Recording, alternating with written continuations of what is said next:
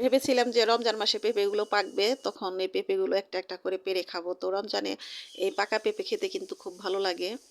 তো রমজানে শুধু ২টা পেঁপে খাওয়া হয়েছিল। তো এখন একের পর এক পেঁপেগুলো পাকতেছে।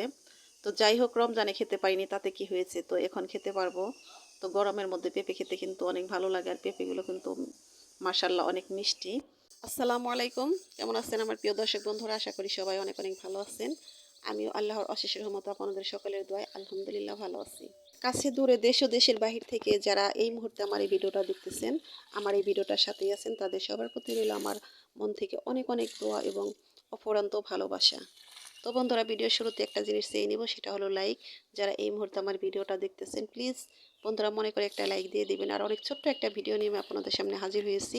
তো ভিডিওটা শেষ মুহূর্ত পর্যন্ত দেখার জন্য অনুরোধ করছি।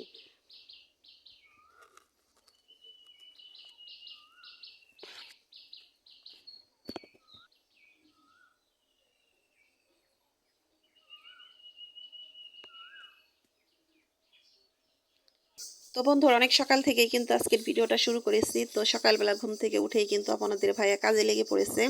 তো আপনাদের ভাইয়া কিন্তু অনেকটা কাজের লোক। তো সে যদি বাড়িতে থাকে তাহলে কিন্তু এই গাছগাছালির যত্ন আমাকে নিতে হয় না।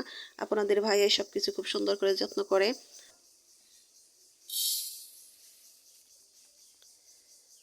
তো আপনাদের ভাইয়া কিন্তু বাহিরের কাজগুলো করতেছে, এদিকে আমি আমার কাজগুলো সেরে তারপরে সকালবেলা যে আমরা খাবো সেই রান্নাটা করব। তো আমি সকালবেলা আজকে রান্না করব হলো খিচুড়ি রান্না করব আমার বাহিরের চুলাতে। তো খিচুড়িটা রান্না করব হলো মাছের ডাল, মুসুরির ডাল আর হলো বুট দিয়ে। তো এই বুটটা কিন্তু আমি রমজান মাসে ফ্রোজেন করে রেখেছিলাম, ফ্রিজে ছিল। তো ফ্রিজে কিন্তু আমার অনেকগুলো বুটই রয়েছে ফ্রোজেন করা। তো রমজান মাসে বুট যে ফ্রোজেন করে রাখি, সেই বুটগুলো যদি কিনা বেঁচে যায় তাহলে কিন্তু আমি এভাবে করে খিচুড়ি রান্না করে খাই। তো এভাবে বুট দিয়ে খিচুড়ি রান্না কিন্তু খেতে অনেক মজা।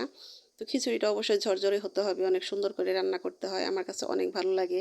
তো যারা খেয়েছেন তো খেয়েছেন, যারা না খেয়েছেন তারা এটা ট্রাই করে দেখতে পারেন। এভাবে খিচুড়ি রান্না করে খেলে কিন্তু আসলেই অনেক মজা লাগে। তো চাল ডাল বুট এগুলো কিন্তু আমি খুব সুন্দর করে ৩-৩টা ধোয়া দিয়ে পরিষ্কার করে নিয়েছি। এরপর কাঁচামরিচ পেঁয়াজ কেটে নেব। তারপরে আদা রসুন আর হলো জিরা, এই 3টা জিনিস আমি পাটাতে ভালো করে বেটে নেব। অন্য কোনো মশলা এর মধ্যে দেব না। তো আপনারা চাইলে এর মধ্যে এলাচ দারচিনি এগুলো দিতে পারেন। তো আমি সেগুলো আর দেবো না, শুধু আদা রসুন জিরা বাটাটা দিয়ে আমি খিচুড়িটা রান্না করব। তো সকালবেলা বাহিরের চুলাতে রান্না করতেছি, এদিকে কিন্তু সূর্য উদয় হইতেছে, আমার কিন্তু অনেক ভালো লাগতেছে।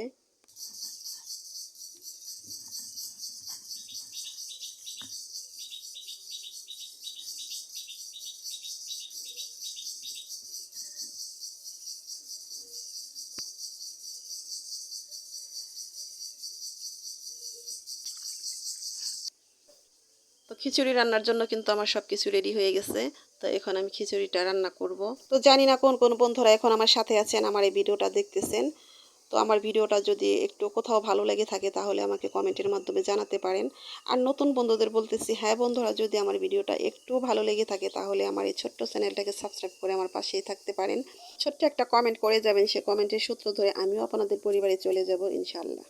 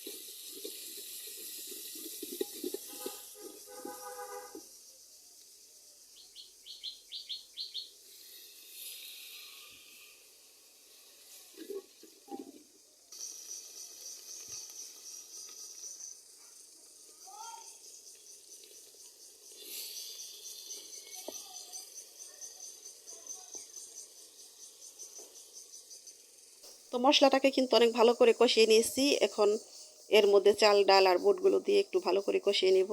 আর চাল ডাল এগুলো কিন্তু অবশ্যই একটু ভালো করে কষাতে হবে, কারণ খিচুড়িটা কিন্তু আমি ঝরঝরে করে রান্নবো। তো ঝরঝরে করে খিচুড়ি রান্না করতে গেলে কিন্তু পোলাওর মতো চাল ডাল এগুলো একটু ভালো করে ভেজে নিতে হয়। তো আমার চাল ডাল এগুলো কিন্তু ভালো করে ভাজা হয়ে গেছে, এই তো দেখুন কত সুন্দর হয়েছে। তো এখন আমি এর মধ্যে পরিমাণ মতো একটু পানি দিয়ে দেবো।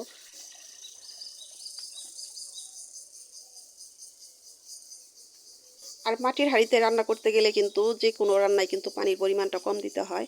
পানির পরিমাণটা একটু বেশি হয়ে গেলে কিন্তু রান্নাটা নরম হয়ে যাবে। তো যেহেতু আমি এখানে ঝরঝরে খিচুড়ি রান্না করব, পানির পরিমাণটা একদম কম করে দিয়েছিলাম, সে কারণে কিন্তু খিচুড়িটা একদম পারফেক্ট হয়েছিল। যদি পানি একটু বেশি হয়ে যেত তাহলে কিন্তু খিচুড়িটা একদম নরম হয়ে যেত, খেতে ভালো লাগতো না।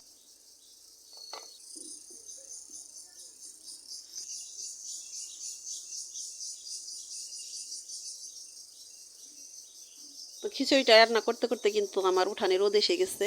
তো এই রোদটা যদি শীতকাল হতো তাহলে কিন্তু বেশি ভালো লাগতো।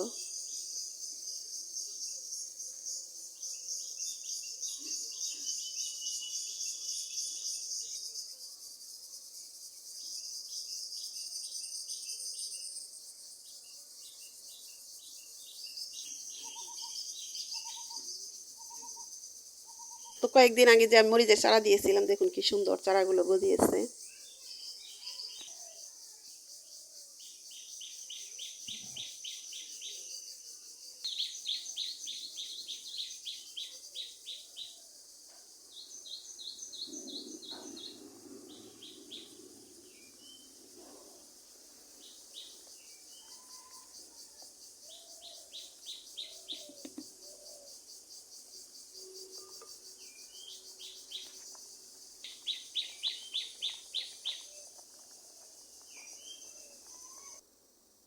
তো বন্ধুরা, ভিডিও শেষ মুহূর্তে চলে এসেছি। তো জানি না কোন কোন বন্ধুরা এখন আমার সাথে আছেন। তো বন্ধুরা, যদি লাইক দিতে ভুলে গিয়ে থাকেন তাহলে আবার মনে করে দিলাম, প্লিজ একটা লাইক দিয়ে দিবেন।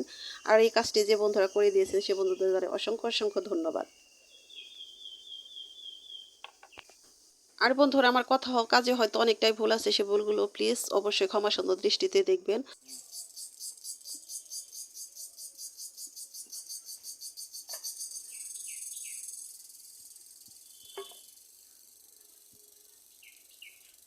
তো বন্ধুরা, আমার খিচুড়ি রান্না কিন্তু একদম পারফেক্ট হয়েছে, একদম ঝরঝরে সুন্দর হয়েছে, এই তো দেখুন।